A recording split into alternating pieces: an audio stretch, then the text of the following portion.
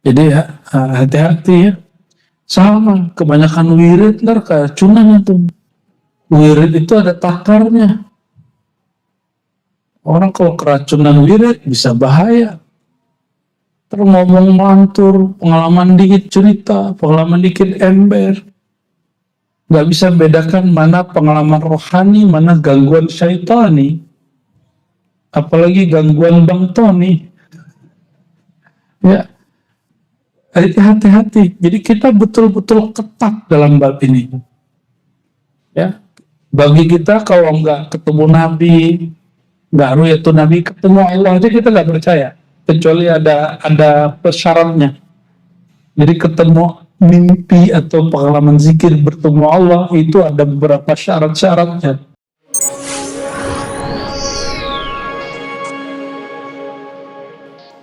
Sesungguhnya, awal agama itu adalah makrifatullah, mengenal Allah. Kita masuk ke fasal tentang taharah. Bagaimana cara membersihkan akal. Jadi kalau taharah dalam ilmu fikih, membersihkan badan dari hadas kecil, hadas besar. Dalam tasawuf yang dibersihkan bukan hadas, ya, bukan hadas najis, ya, tapi sesuatu yang mengotori akal, mengotori pikiran, mengotori kolbu dan ruh. Ini yang mau kita baca. Mari kita kirimkan suratul Fatihah untuk ruhaniyah Sayyidina Muhammad SAW dan pengarang kitab ini dan guru-guru yang mengajarkan saya Thariqat Salmaniyah dan juga para awliya, para qutbul aqtab, para abdal, para ghaus dan jami' ibadihi salihin. Al-Fatihah.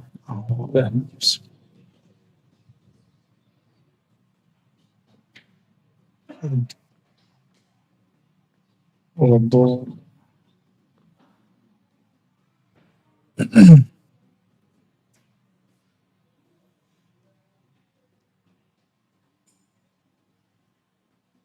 Dustur ya Sayyidina Rasulullah.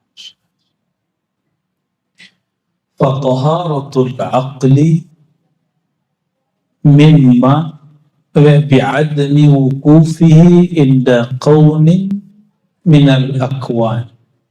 Jadi kemarin kita bahas ya, tasfiyah, takhliyah.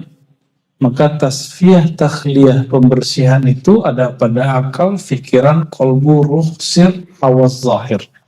Maka sekarang beliau detailkan akal ini mesti dibersihkan dengan apa? Bi'admi, dengan tidak wukufihi, berhenti inda qawnin minal akwan, berhenti memandang alam. Alhamdulillah kami seminggu ini naik gunung, ya, naik gunung gede. Sebelumnya Gunung Karang dan itu unik-unik ya. Cuma nggak ngajak Buya Asfi lagi di kampung ya. Kalau nggak kita ajak tuh kita seksa Buya Asfi di atas ya. biar jalan tuh, biar pegel-pegel kakinya tuh. No, hampir nggak bisa jalan tuh, daftar tuh.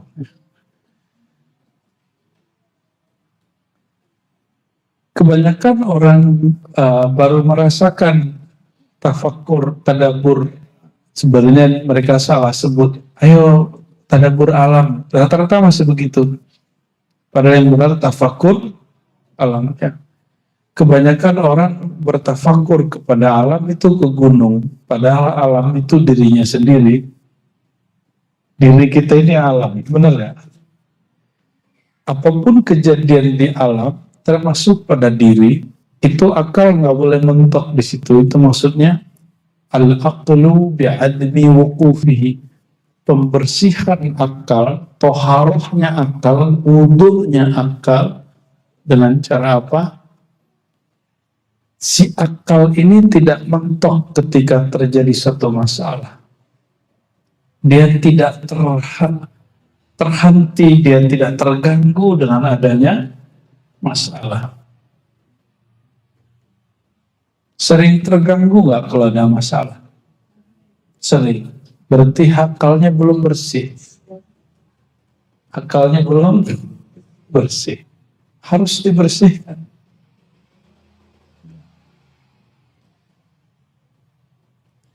Wa taharatul fikr, ternyata akal itu secara harfiah berarti yang mengikat diri. Makanya nggak ketawa-ketawa sendiri kan? Kalau ketawa-ketawa sendiri berarti akalnya udah lepas itu. Akal itu aqala ya'qilu aqlan iqalun uqulun, ya, itu berarti pengikat, penstabil, pengkontrol. Jadi yang mengontrol pikiran ini itu akal. Itu sebabnya saya masih ngajar di kampus, saya masih ngajar kitab, nggak hanya wirid-wirid doang, nggak hanya ngomong-ngomong pengalaman batin doang. Supaya apa? Supaya diikat, dikontrol oleh akal. Kita nggak hanya ngaji-ngaji kitab hadis aja. Ngaji kitab hadis bahaya. Kitab hadis itu nanti ada ilmu namanya ilmu jarh wa ta'dil. Itu orang keracunan ilmu itu, akalnya nggak pakai, dia akan menjarah, menghujat orang yang beda sanad sama dia, beda silsilah sama dia. Maka antum perlu tahu kenapa ada seorang guru yang saya tinggalkan, karena dia mengatakan guru yang saya lain dajjal dan kazzab. Si fulan dajjal, fulan dajjal. Dan itu bukan 1, 2, 3 orang, sulit dihitung. Ada syekh dari Banjar, masyhur di Malaysia dan di sini, kata dia, saya nggak pernah lihat yang ngaji ke Syekh Yasin Al-Fadani. Emang kalau dia nggak pernah lihat, terus emang nggak ada? Saya ngambil sanad ke seorang kiai senior di Kudus, apa kata dia? Kazzab, pembohong. Emang dia doang yang punya sanad? Ya, sering memandang aib orang. Padahal nama dia juga nggak ada di kitab guru saya yang terakhir, murid Syekh Yasin yang terakhir. Maka saya memikir, waduh, kalau begini terus hatiku tambah kotek. Ya, niat saya sampai kita baca kitab namanya Ujala, tapi kemudian sanadnya saya tutup semua, saya robek semua sanadnya. Ya, seperti Imam Muslim merobek sanad Az-Zuhli. Ya. Kalau julus ma'al akhar yu'zil qulub, ya, yudnis an-nafs, ya, merusak hati, menodai hati, itu apa kita ngaji? Ya, maka ngaji hadis pun mesti pakai akal yang sahih. Dan saya masih ingat guru kami dulu, Syekh Hasan itu bilang, al-jarh wa ta'dil mughlaq. Ilmun mughlaq, fannun mughlaq.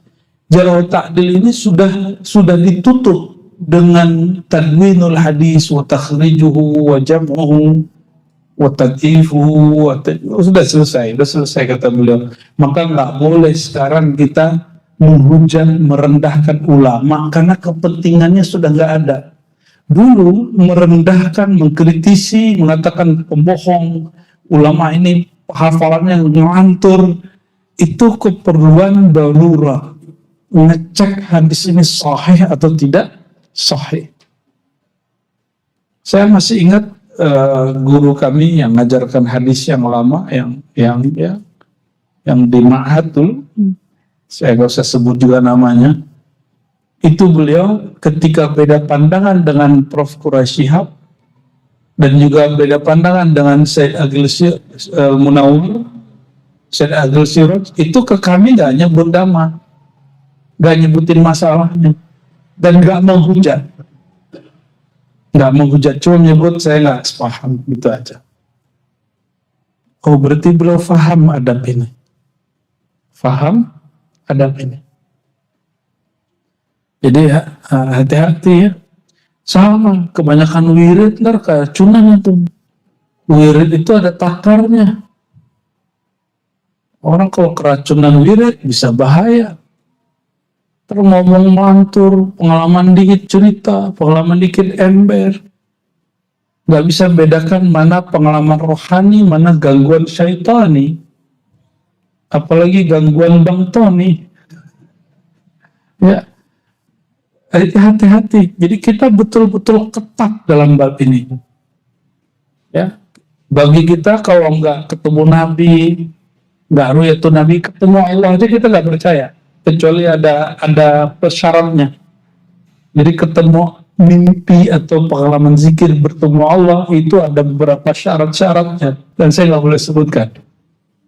Ya, nanti untuk ngarang-ngarang lagi. Cukup cukup beberapa orang yang tahu. Ya, bahwa kalau jika dalam hal itu dapat dan ada ini dan itu baru benar. Ya.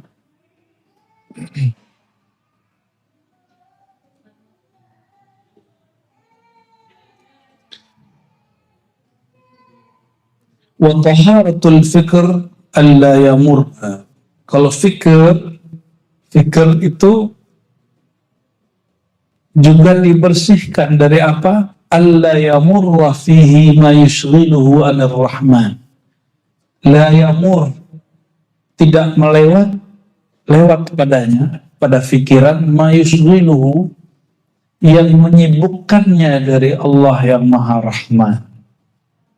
Itu fikir. Jadi jangan sampai kepikiran Allah itu nggak sayang. Itu maksudnya. Maka apapun yang terjadi, lihat ada hikmahnya. Itu kerjaan fikiran. Maka al-fikru, fikir ini dia menghadapkan pada nama Allah Rahman.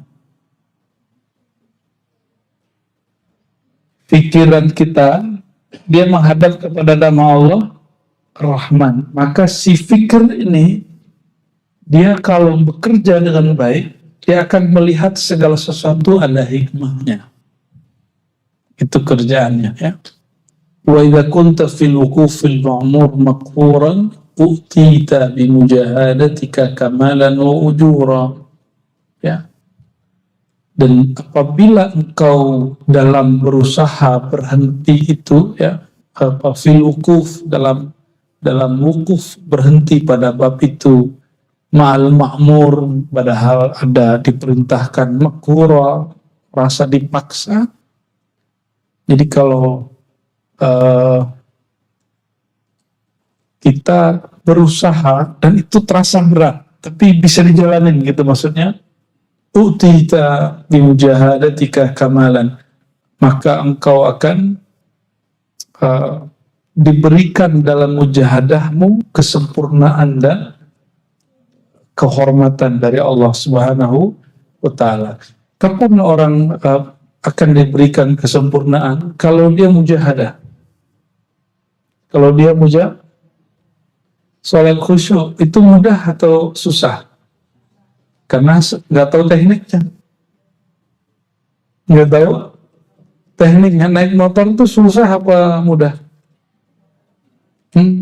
Nyetir mobil susah apa mudah? Ya, karena nggak tahu tekniknya. Kalau tahu tekniknya, justru kalau nggak naik motor susah. Jadi susah itu relatif. Ya. Semakin orang digembleng, dilatih, maka dia semakin sempurna. Ya, ukita bi mujahadatika kamala. Oleh karenanya, ini perhatikan. Wali majzub tidak boleh jadi mursyid. Kecuali dia jadi murid lagi.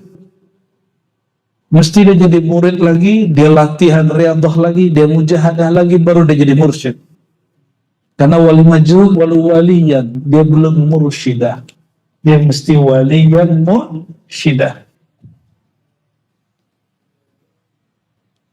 Mursyid itu tugas. Wali itu apa? Anugerah makom dari Allah. Bedain tugas sama makom anugerah dari Allah Subhanahu wa Ta'ala. Jadi antum kalau ketemu wali-wali majzub jangan minta sesuatu, ya. cukup dihormati, cukup husnuzon kepadanya, dan juga jangan berlebihan. Orang jelas orang gila disebut wali majdub, itu wali kejedot namanya, bukan wali majdub, wali kejedot. Al-qalb. Yang ketiga, jadi tadi bersucinya akal, bersucinya fikir, bersucinya kolbu. Kolbu dengan apa dia bersuci? Farahuhu wa tasfiyatuhu anil aghyar. Terkosongkan kolbu dan terbeningkan kolbu, terbersihkan kolbu anil aghyar, dari selain Allah, dari makhluk. Coba di kolbunya ada nama siapa? Nah, itu pentingnya talqin. Talqin itu nanam biji asma, nama Allah di dalam, supaya dia tumbuh sehingga dia rindang.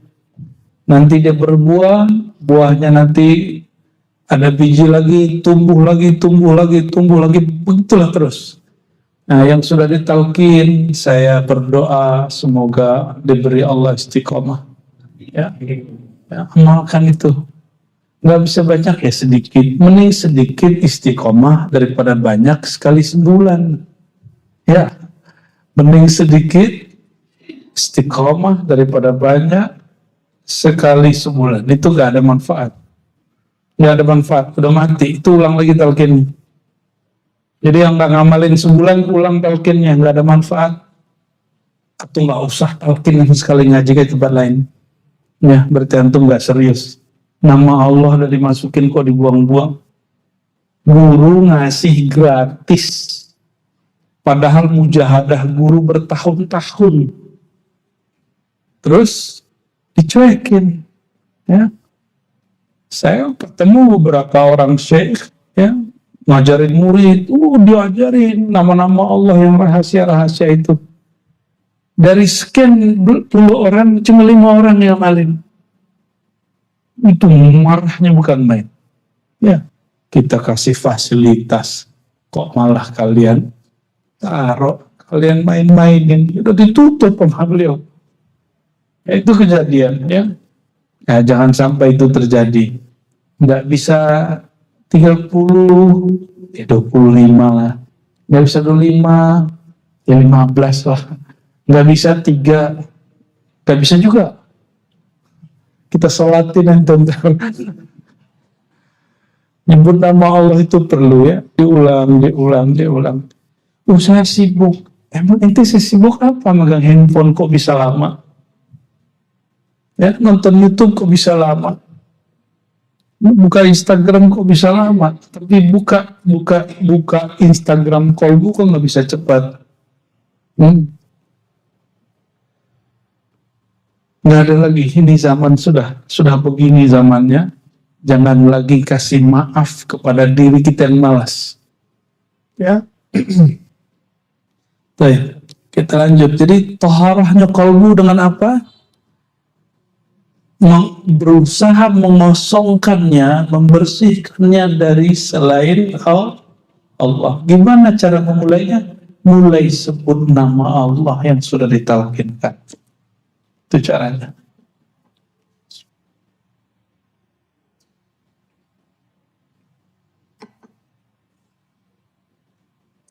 Dan nanti rasakan, kalau kolbu sudah penuh dengan nama Allah, makmur dengan nama Allah, baru dia berhak disebut Baitullah. Kalau nggak, dia Baitul Syaitan.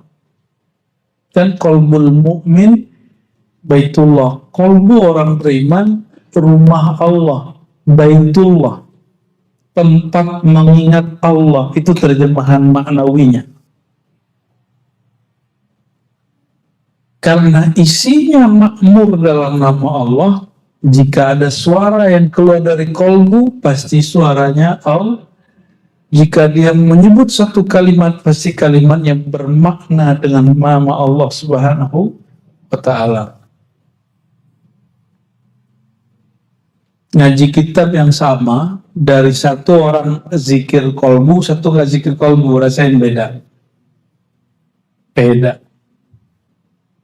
Sama-sama udah zikir kolbu, satu udah sekian tahun, satu baru 2 tahun, itu beda. Beda, ya.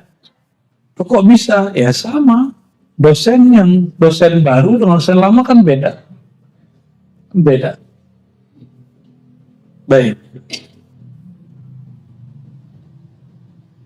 Wa dawamu tawajjuhihi ilal azizil ghaffar, dan dawam tawajjuh senantiasa menghadap si kolbu kepada Allah yang Maha Aziz, yang Maha Perkasa, yang Maha Ghaffar, yang Maha Pengampun. Jadi yang bertawajuh itu siapa? Ketika kita baca wajah itu kolbu. Jadi yang bertawajuh siapa? Kolbu. Bukan badan, bukan wajah ini. Ini wajah fisik. Kalau wajah kolbu full semua. Semua bagian dari batin kita itu wajah kolbu. Dan dia mesti menghadap ke satu wajah, itu wajhullah. Ya.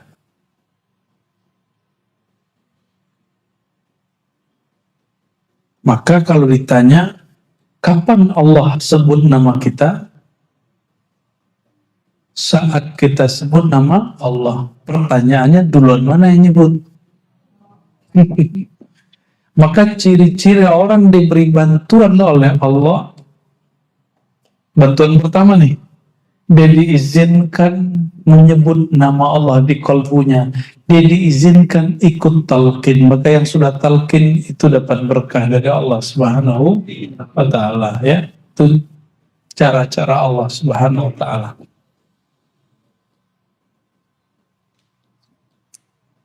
Bersuci yang keempat.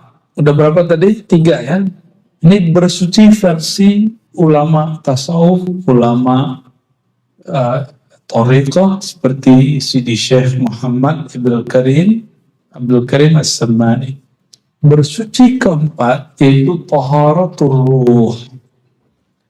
Mensucikan ruh. Ruh itu tidak bertempat. Ruh itu nggak nempatin badan loh ya. Dia cuma diberi suatu rahasia yang disebut amrullah. Dan hanya Allah yang tahu bagaimana rahasianya. Ya. Dan rahasia ini sering terganggu, sering terhijab.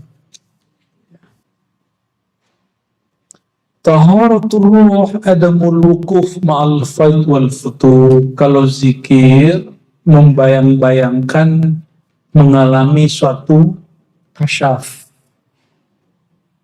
Ingin dapat kemudian energi dari mana gitu ya. Itu disebut al-faid wal futuh. Jadi kalau zikir pengen dapat kekuatan ini, kekuatan itu, apalagi zikir niatnya untuk duniawi, itu hijab yang paling berat. Makanya saya istiqomah, kita konsisten dari awal. Sholawat kita bukan untuk beli mobil.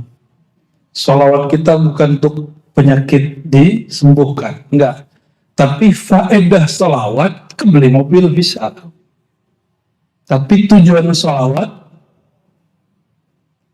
hanya menunaikan perintah Allah Subhanahu wa ta'ala. Sallu alaihi wasallimu taslima. Wahai orang yang di kolbunya ada nur iman, bersolawatlah kepadanya. Karena kita betul ada iman, maka kita jawab. Kepatuhan itulah tujuannya. Itu yang disebut ta'abbudi. Dalam bahasa usul fikih disebut apa? Ta'abbudi, sekedar penghambaan kepada Allah.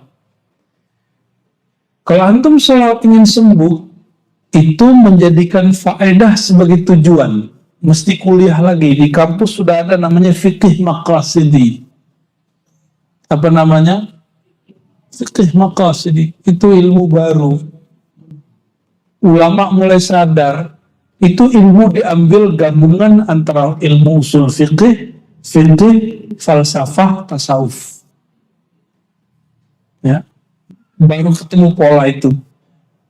Makanya sebagian orang mengharamkan ilmu maqasidi karena ada filsafatnya katanya. Ya terserahlah ya. Kita tidak mengharamkan ilmu. Yang diharamkan cuma darar ilmu. Kata Imam Ghazali, ilmu sihir itu syarifun fi zatihi. Masih mulia pada zatnya. Tapi pada kegunaan dan tujuannya darar. Maka disebut ilmun la yanfa'. Ilmu yang tidak bermanfaat. Nabi doanya apa? Allahumma inni as'aluka ilman nafi'an, ilmu yang bermanfaat tolong diberi kepada kami ya Allah. Yang bermanfaat itu syai'un yuqarribuka ilal maula, sesuatu yang mendekatkan engkau kepada Allah Ta'ala. Itu yang disebut ilmu yang bermanfaat. Saya kalau belajar hadis lalu saya merasa jadi ahli hadis, pinter debat Wahabi, Salafi, Khawarij, terus merasa diri hebat. Itu ilmunya darar, la yanfa', nggak bermanfaat. Ya, apalagi belajar thariqah supaya apa? Supaya tahu alam gaib, supaya mudah ketemu Nabi Khidir, gitu ya. Ya, supaya gampang ketemu Nabi Muhammad gitu. Nggak begitu kita. Kita hanya Rabbi zidni ilma. Karena ilmu itu adalah aqrabul wasail ilallah. Ilmu itu adalah wasilah terdekat kepada Allah. Maka kita minta ilmu kepada Allah Subhanahu wa ta'ala. Ini doa munajat ketika kita mulai zikir samaniyah ya. Ya, yang belum talqin nanti kabarin yang khidmah di sini, daftar aja. Nanti kalau udah banyak kita buat talqin lagi. Ya, kalau di sini sengaja buat talqinnya jama'i, berjamaah. Ya. Insya Allah. Gimana talqin kemarin? Seru nggak? Yang sudah ikut seru? Nggak ikut, ya nggak ikut. Yang seru lah. Yang nggak ikut, ya salam lah. Alhamdulillah, nikmat sekali ya. Nyebut nama Allah itu nikmat. Dan yang tidak merasakan getaran, tapi dia menyesali, ada apa dengan diriku, orang menangis, itu dia dapat juga itu. Dia dapat namanya muhasabah. Dia dapat apa? Dan muhasabah itu adalah isti'dad talqin. Berarti dia itu baru persiapan talqin untuk ke depan. Lumayan lah. Oke. Kita lanjut. Taharatul ruh. Bersuci pada ruh adalah tidak bertujuan, tidak berhenti pada anugerah-anugerah batin, penglihatan kasyaf, ya, energi batin, warna-warna cakra, aura, latifah. Tak, kita nggak bertujuan itu. Oh, di kolbu, latifah kolbu ada warna cahayanya begini, itu udah nyimpang.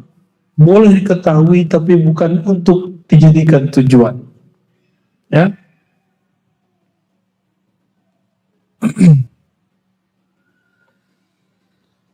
Wal khuru'u tahqiq ya bihaqa'iqil ubudiyah.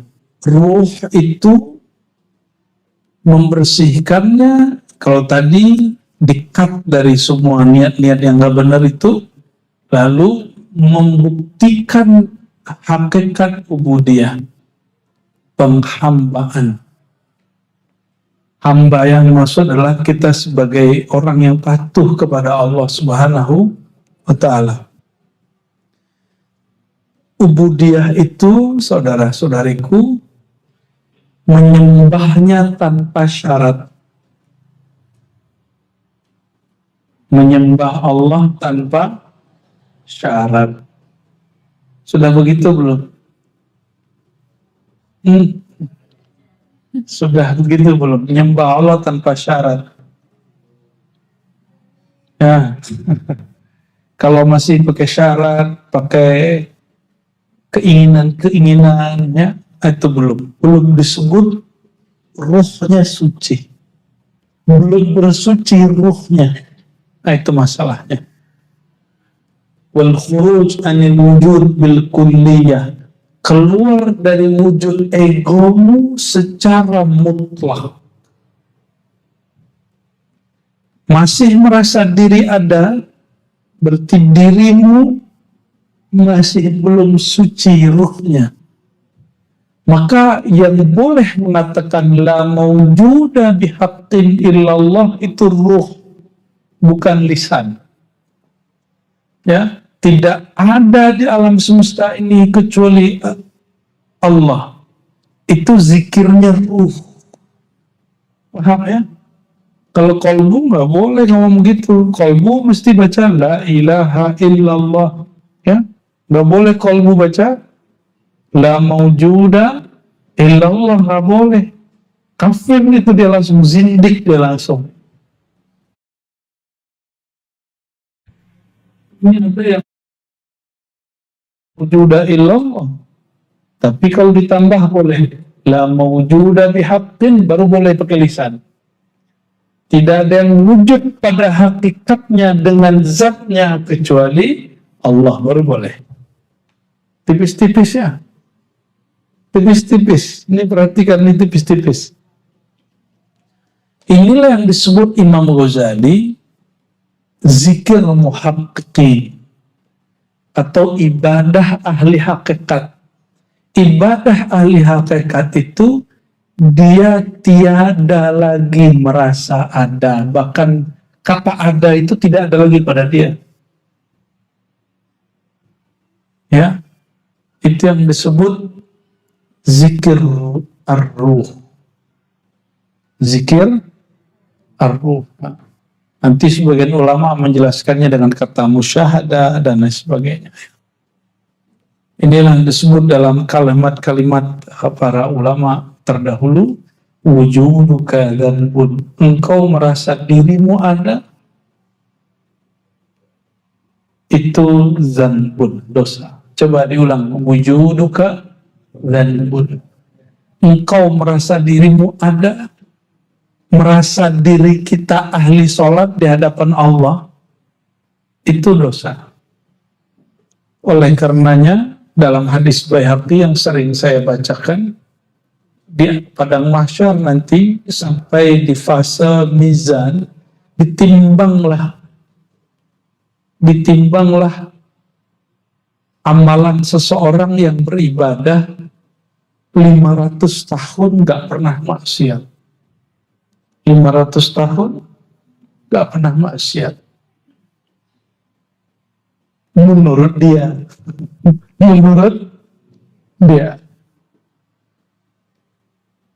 Setelah ditimbang banyak sekali. Tapi Allah berkalam kepada malaikat, adkhilhul jannah birahmati, masukkan dia ke dalam surga dengan kasih sayang aku. Nih kalamnya, bukan dengan amalnya. Terus gimana dengan ayat jazaan bima kanu ya'malun, mereka masuk surga balasan terhadap apa yang mereka amalkan. Orang awam memahami amal itu amal zahir. Mereka lupa ada namanya amal ruh. Amal ruh itu adalah ikhraj anil wujud, menghabiskan wujud diri. Tidak lagi menganggap diri kita ini ada di hadapan Allah. Contoh ya, antum baca Quran, betul?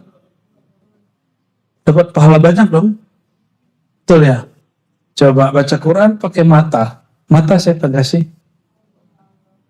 Serius, suaranya bagus, siapa yang kasih? lidahnya bisa baca.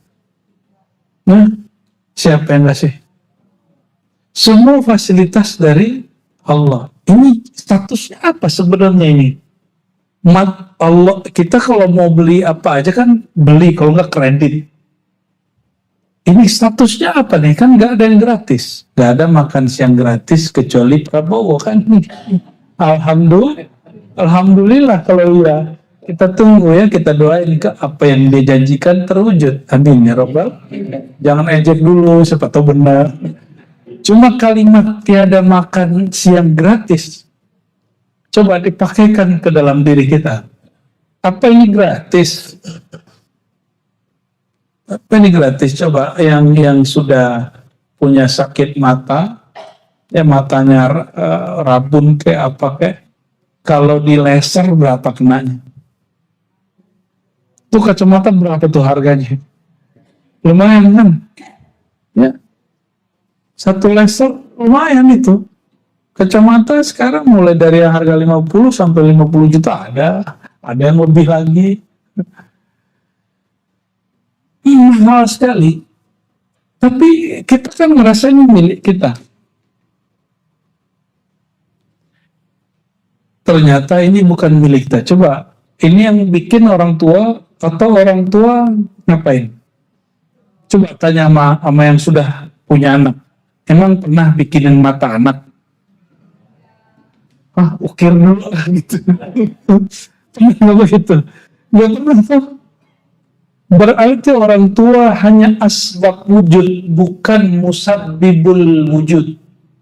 Asbab wujud, tapi bukan yang menciptakan asbab wujud itu. Oleh karenanya, tubuh ini, badan ini, batin ini, fasilitas dari Allah, nggak ada yang gratis. Yang Allah minta, nggak apa-apa juga. Allah nggak minta apa-apa kok. Allah nggak minta dibalas. Allah hanya minta satu, ubudiyah, patuh. Kepatuhan itu pun bukan untuk dia, tapi hanya untuk kita. Ya, oke.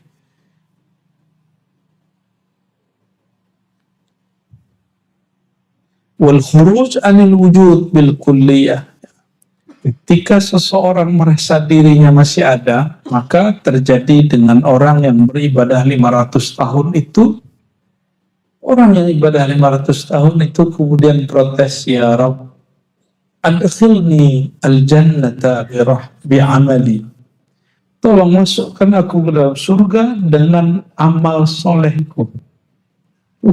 Belagu bener ya. Ini yang disebut wujuduka dzanbun. Wujudmu adalah dosa. Bedakan maksiat dengan dosa. Maksiat beda dengan zan. Dosa itu beda. Maksiat itu durhaka. Kalau zanbun, seolah adab, ya, lalai, ghafla, itu sudah zanbun. Lalu apa kata Allah? Oke, kalau gitu lebaran, jadi dia kan naik banding tuh. Naik banding kan dia tuh. Dia pengen fasilitas yang lebih besar. Itu orang kurang bersyukur ternyata ya. Maka Allah mengatakan kita buka pengadilan baru. Kata Allah kepada malaikat, hadis Baihaqi, hadisnya Hasan. Ambil satu matanya, jangan dua-duanya. Ambil satu matanya, timbang. Ditimbang masuk mata dengan 500 tahun dia beribadah. Apa yang terjadi? Matanya sama beratnya dengan semua amalnya. Baru satu mata. Lalu Allah mengatakan, wahai malaikat, ambil satu lagi. Di situ dia kemudian sujud. Ya Rabb, adkhilnil jannah ya rahmatik. Ya Allah, tolong minta ampun. Masukkan aku ke dalam surgamu dengan kasih sayangmu. Baru dia takut. Baru separuh mata, wirid kita nggak sanggup untuk melawannya. Ya, justru ibadah yang kita kerjakan itu berkat rahmat Allah Subhanahu wa Ta'ala. Dan ini yang saya yakini, mumpung ini bulan Juli, ya Juli, mau Agustus, itulah rahasia proklamasi. Kalimat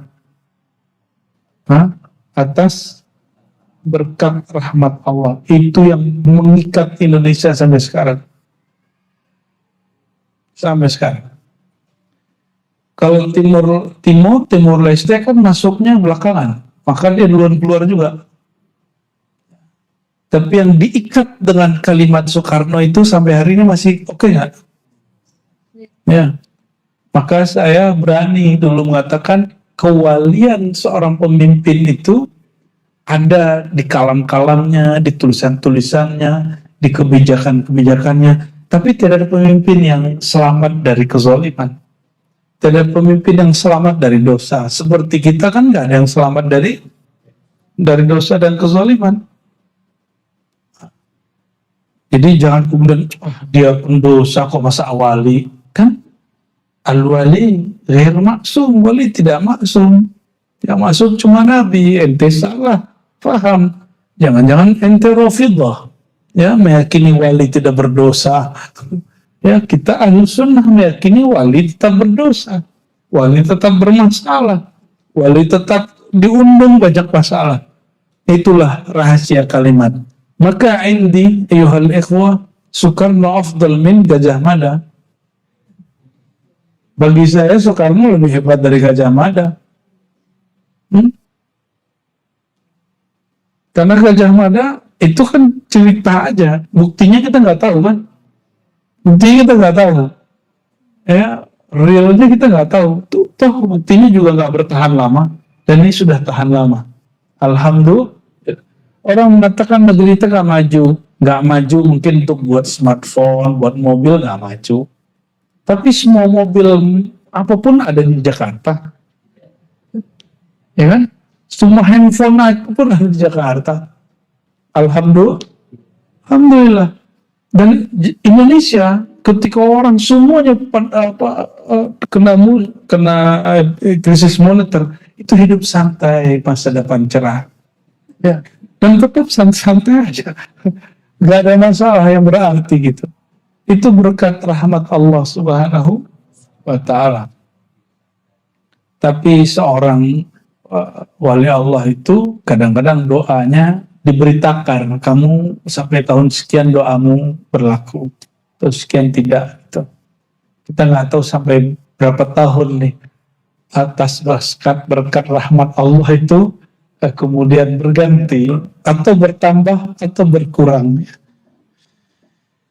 Balik ke ar-ruh, ya, taharatus sir. Nah sekarang taharah sir,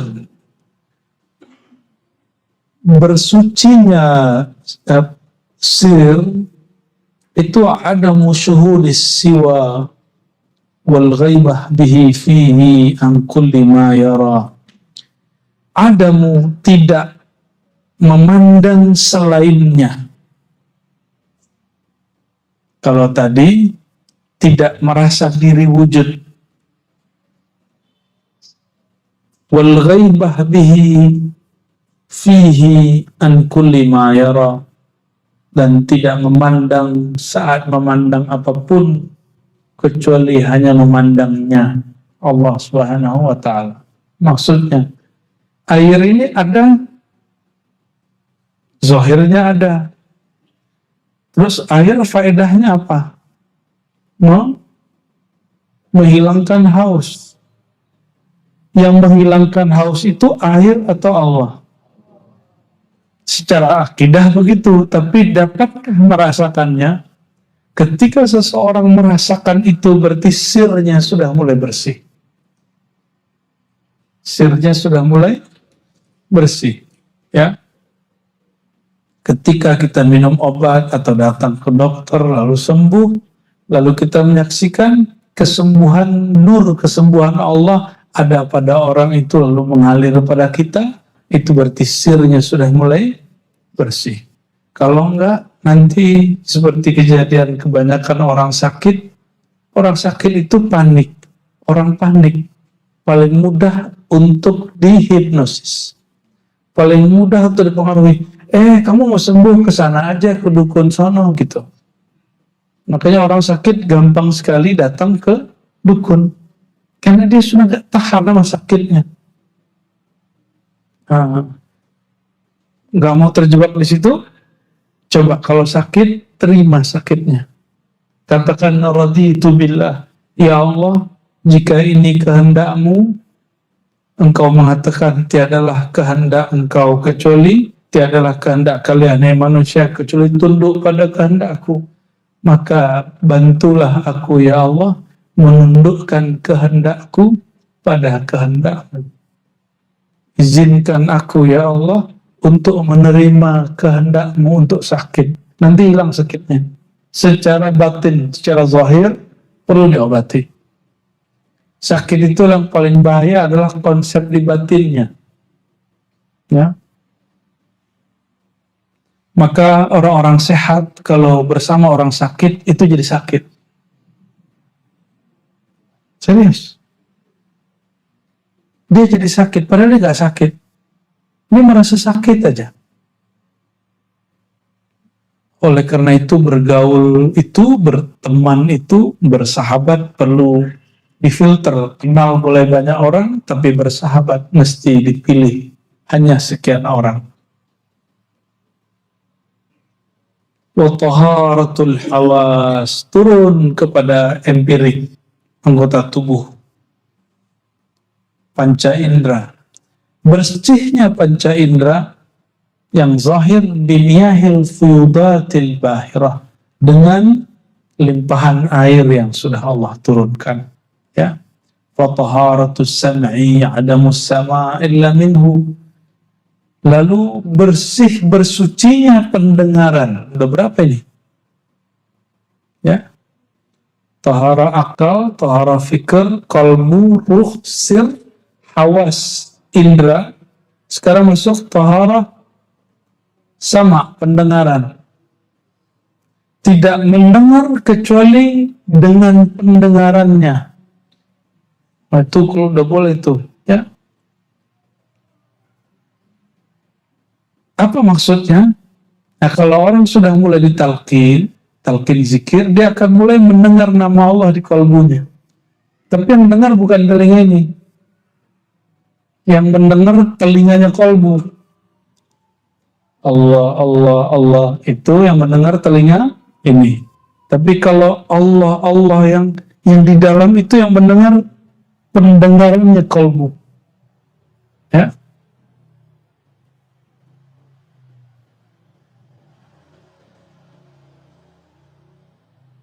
Taharatul ain ala syuhud ghairil ain fi kulli ain wa bain wa hasan wa syain. Nah, ini bahasanya canggih ya.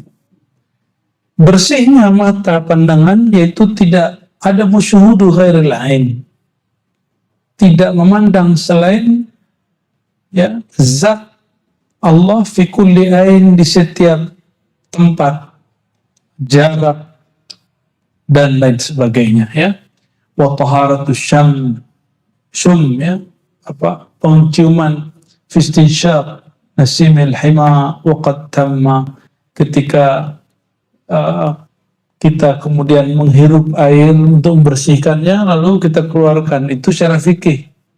Tapi penciuman batin itu kalau di ini dia mesti dimasukkan dulu. Itu yang disebut musahabah, muhasabah. Muhasabah itu mengingat. Itu kayak kita kemudian ngecek, cek ke belakang, kalau masih ada nodanya tarik keluar. Itu istinsyaq. Maka istinsyaq gitu ya. Begitu istinsyaq, ambil air terus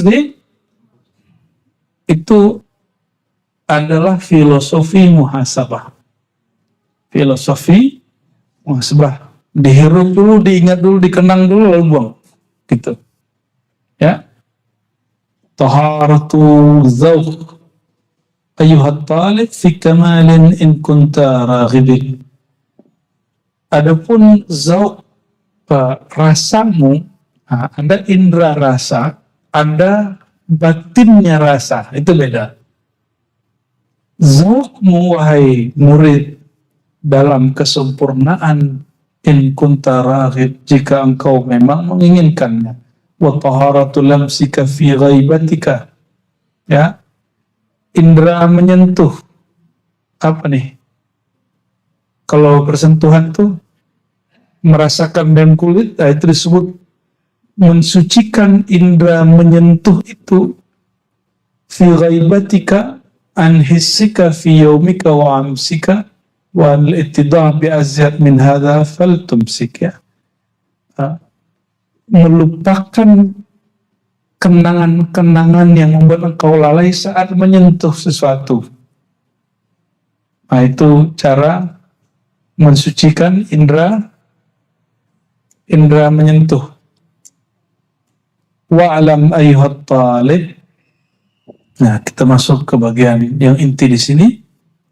Ketahuilah wahai murid, litariqis sadah, terhadap tariqah para ulama, para aulia, ya. Dengan tariqis sadah niltas sa'adah, engkau mendapatkan kebahagiaan. Orang yang bahagia di dunia siapa? Para wali. Maka untuk bahagia gimana caranya?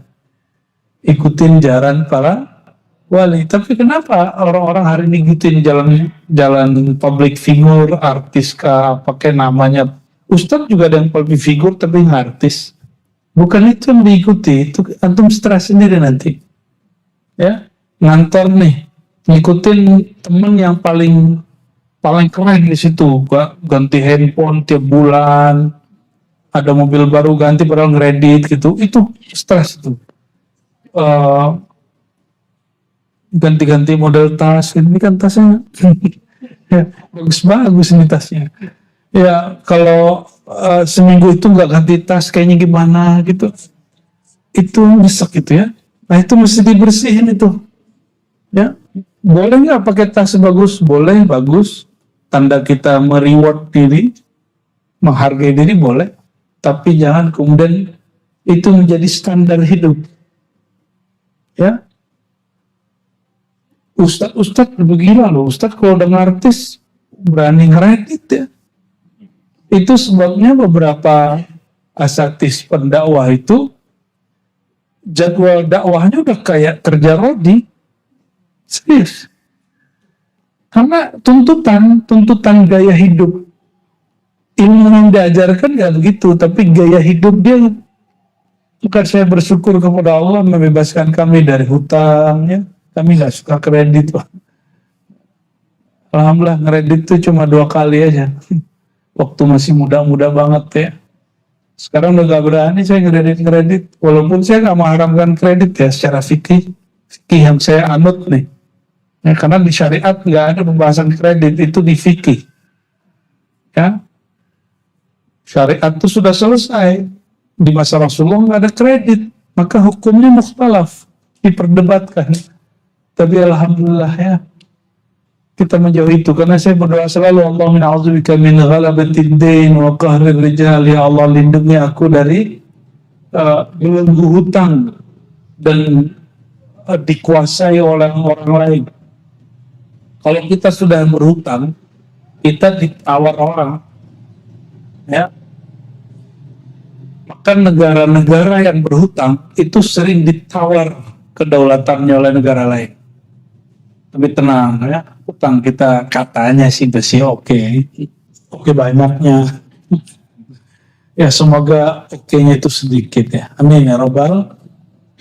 بأن العارفين من أهل الحق واليقين وطريق المبين رضي الله تعالى عنهم أجمعين قالوا إن طريقتنا غيب غير محسوس ولا مشهود سلوكه بالقلوب لأنه من الغيوب فيجب على المريد تصديق بآثاره. Ini perhatikan, thariqat itu bukan pakaian yang khas. Maka di ribat itu nggak ada pakaian thariqah. Kalau kami mengijazahkan firqah yang dipakai untuk tutup kepala atau serban imamah, itu bukan pakaian thariqah. Itu ijazah dari Sayyidina Muhammad SAW kepada sahabat ke tabi'in, terus sampai kepada kita. Ya.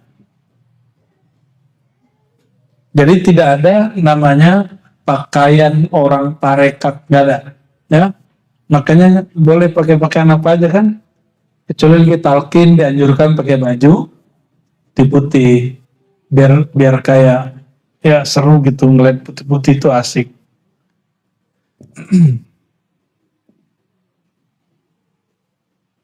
Apa kata beliau? Tariqatana ghaibun ghairu mahsus. Tarikat kita itu sifatnya tidak tampak secara fisik. Jadi tarikat kita bukan tren, bukan gaya serban yang khas. Boleh nggak satu tarikat punya khas serbannya? Boleh. Saya ketemu ya, beberapa hari ini, 3 hari ini, kemarin ya, saya ketemu setiap hari mursyid. Jadi sehari subuh bisa ketemu mursyid 10 orang. Alhamdulillah. Mursyid. Walau hari ini nih ketemu yang bukan mursyid ini. Mursyid aja yang ketemu. Alhamdulillah, itu nikmat sekali. Silaturahim kepada beliau-beliau ahli zikir itu. Dan mereka nggak ada punya pakaian khusus.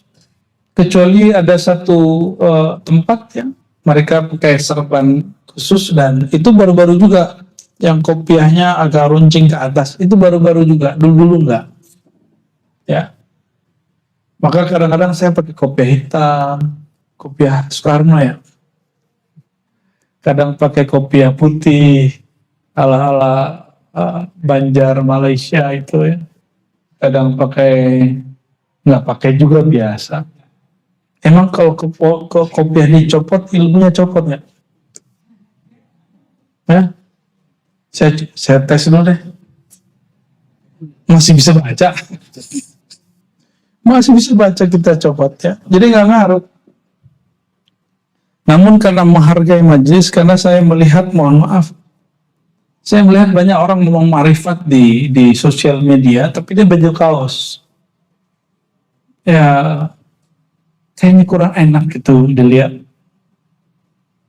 Ya, kecuali ente wali ya. Dulunya pasti pakai kopiah, masih ada ya kan, jejak digital kan bisa dicek. Oh, tiba-tiba pakai topi koboi, jadi aneh. Pengen aneh-aneh gitu. Kita mau aneh-aneh, kita ke gunung dulu ya, guling-guling kayak ngapain. Allahumma shalli ala sayyidina Muhammad.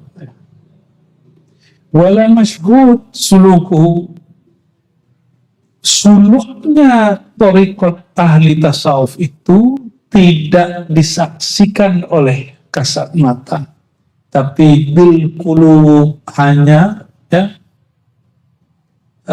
wala masyhud suluku, bahkan ya, bukan begini, ini titiknya salah nih, saya ulangi. Ini ngasih titiknya nggak pas. Inna tariqatana ghaibun wa mahsus wala masyhud. Titiknya di sini kalau yang punya kitab.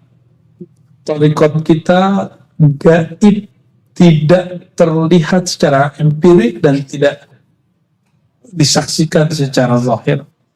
Titik di situ sulukuhu bil qulub. Karena suluknya, latihannya dengan hati. Maka ciri orang tarekoh itu bukan juga kepalanya nunduk-nunduk begitu, bukan. Nggak mesti kok. Boleh badannya begini aja. Ya. Saya dulu kalau zikir memang kepala saya miring. Karena ada kitab yang nganjurin begitu. Kepala miring ke kiri gitu ya. Tapi malah sakit di sini. Apalagi kita sudah mulai ada kolesterol dikit kan.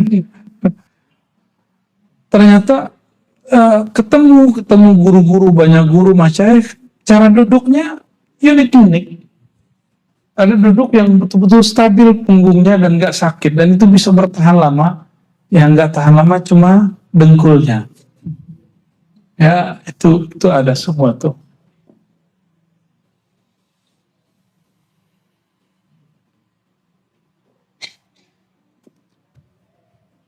Li'annahu minal ghuyub, karena ma'rifat dari Allah itu dari kegaiban. dari alam gaib, ya. Fayajibu al-murid at-tasdiq bi atharihi, maka wajib bagi murid untuk percaya dengan atharnya, peninggalan atau efeknya. Wal iz'an li sata'ati anwarihi ma'al jaddi wal ijtihadi wa tawajjuhul kulli wal isti'dadi wa sukuluku yas'ab ala nufus. Nah, yang tadi nggak perlu, sudah saya jelaskan secara umum. Sekarang masuk, kenapa tidak melihat dengan kasat mata? Kalau orang latihan-latihan, kalau latihan binaraga, fitness, gimana? Kelihatan? Silat kelihatan? Kelihatan. Apalagi? Kalau orang kuliah kelihatan? Kalau kuliah itu tugas akhirnya nulis paper, nulis skripsi, tesis, disertasi. Kelihatan barangnya? Diuji juga kelihatan. Kalau thariqah itu nulisnya di kolbu, ujiannya di kolbu, ya, hasilnya di dalam kolbu. Jadi nggak ada namanya wajah mursyid, tuh nggak ada. Wajah orang usul tuh nggak ada. Ya, yang bilang ini ciri-ciri wajah mursyid, itu nggak ada tuh. Ya, saya udah ketemu banyak mursyid, mulai dari mukanya gelap sampai yang putih itu ada. Ya. Mulai dari yang jerawatan sampai yang wajahnya lengkap semua. Yang kemayu-kemayu juga ada. Yang cowok jantan itu juga banyak. Jadi nggak ada namanya wajah. Itu cuma fisik. Ilmu ini bukan ilmu zahir. Ini ilmu batin yang syar'i tentunya, ya. Tapi kata beliau, sulukuhu yas'ab al-nufus. Ini jangan salah paham. Menempuh jalan thariqah itu hanya dirasakan berat pada nafsu, jiwa, bukan pada kalbu. Oleh karena itu kalau zikir, jangan zikir dengan jiwa, zikir itu dengan kalbu. Apa beda zikir dengan jiwa dan kalbu? Jiwa itu ada ammarah bisu, dia nyuruhnya yang jelek-jelek aja. Ada yang mulhamah, ya, ada lawamah, ya, ada yang mulhamah, ada yang dia kemudian banyak suka ngata-ngatain orang, suka menilai orang rendah, itu jiwa. Suka malas, suka tidur. Jadi antum nih zikir, terus perasaan mau tidur, itu jiwa namanya. Berarti zikirnya belum dengan kalbu, belum masuk. Oleh karena itu, yang disebut mujahadah itu melawan malasnya nafsu. Lawan malasnya nafsu, itu disebut mujahadah. Dan yang paling aneh, kalau dalam konsep kita, supaya kita kuat, maka kita makan, gitu ya.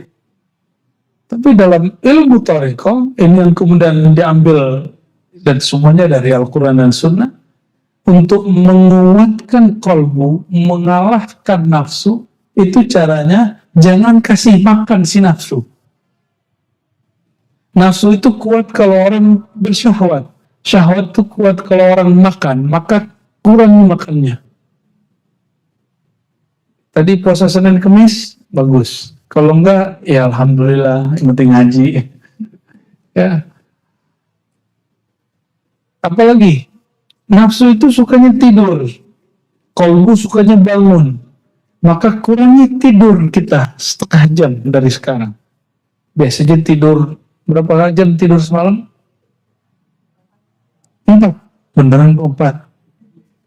Udah kayak itu dong, supi itu. Berapa jam tidurnya sehari? Nah, 8. Masih 8. Masih bocah. Masih dikurangi. Secara fisik, betul kata Imam Surwandi, karena beliau juga ngerti ilmu kedokteran, normalnya manusia 8 jam. Tapi itu bagi nafsunya. Kalau bagi kalbunya bagusnya di kuali tidur, tapi mesti bitadarruj. Ini perhatikan, ini kaidahnya. Tidak boleh dengan cara ekstrim, mesti dengan cara bertahap. Harus dengan cara dan itu nggak mungkin kalau antum nggak punya mursyid. Itulah manfaatnya ada mursyid. Saya sudah banyak beramal dan nggak pernah berhasil kecuali ada mentornya, mursyidnya.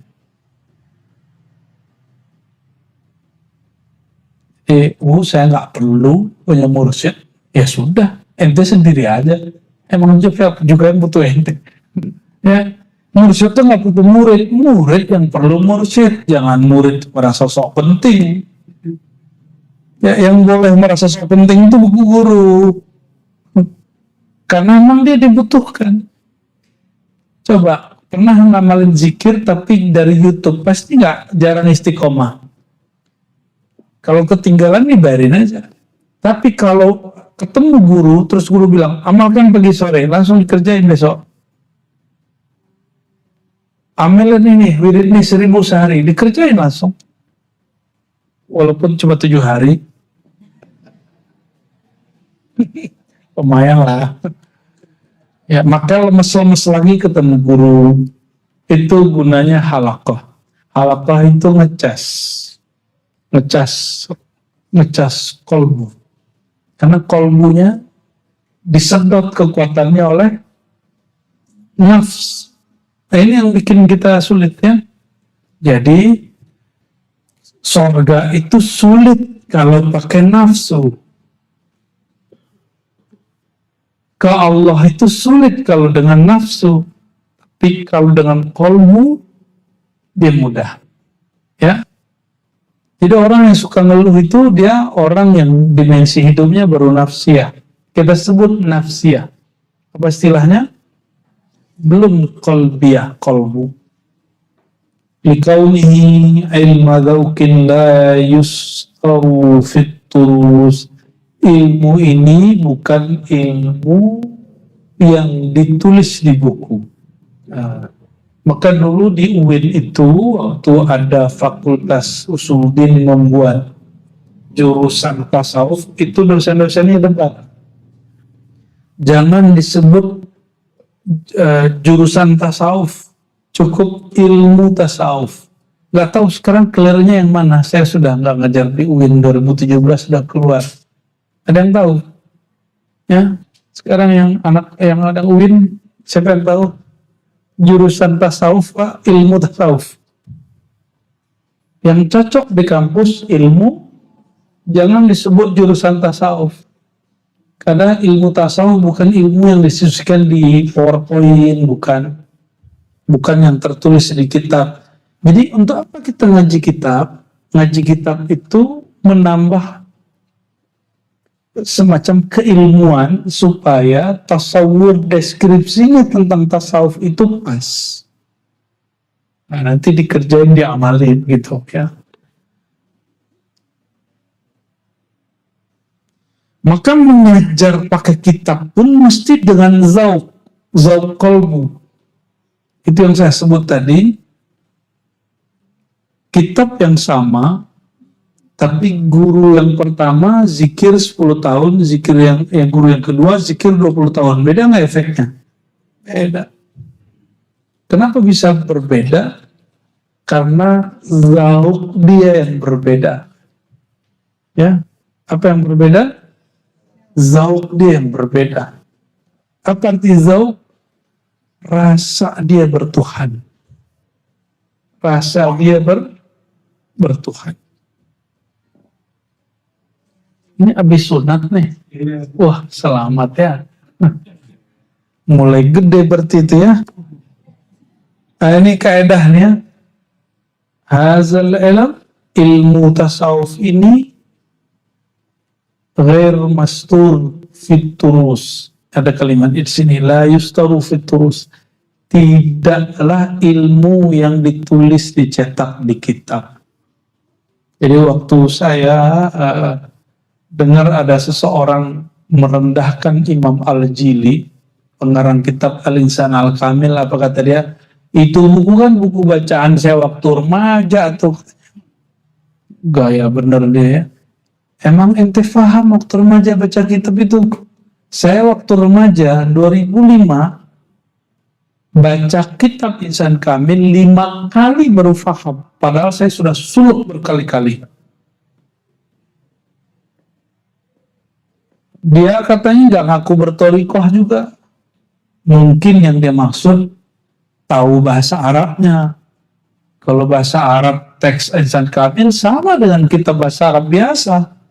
Yang berbeda itu makna yang ada di dalamnya. Ya.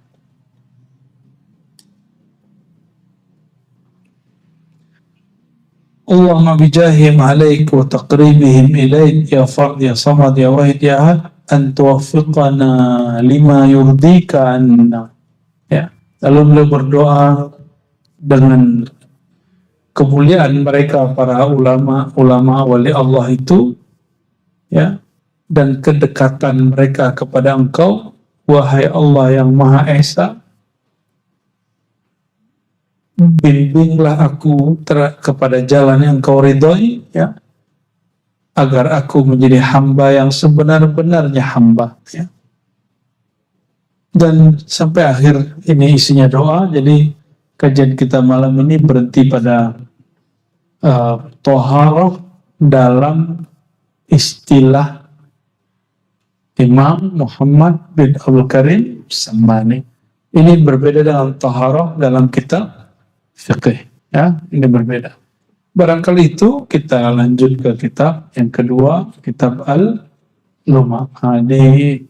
Di halaman ke-6 kitab ini ada salawat dari beliau. Allahumma salli wa sallim ala sayyidina wa maulana Muhammad wa ala ali sayyidina Muhammad abadal abad wa amadil amad salatan ma laha haddun yuhaddad wa la tadkhul tahta qaida adad wa ala tabi'in wa tabi'it tabi'in ala yaumiddin walhamdulillahi rabbil alamin. Al-Fatihah. Bismillahirrahmanirrahim.